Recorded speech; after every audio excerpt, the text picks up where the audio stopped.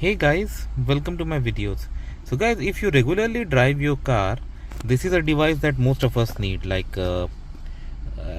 phone mount. Okay, because sometimes when your inbuilt device does not work, you still need directions, and it happens with me many times.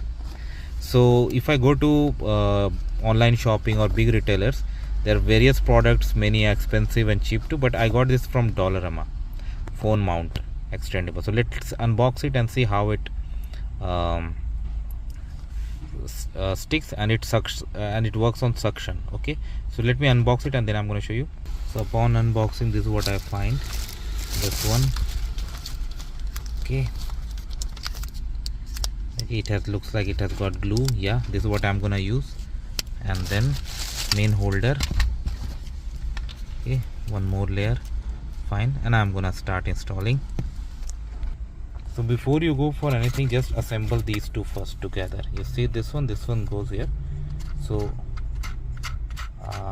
yeah, take it off and then attach it. Now it's extendable. You can go move up, down, and you need to tighten it at various points. Okay, and then now you can select the place where you're gonna install. I'm thinking I should install it something like this.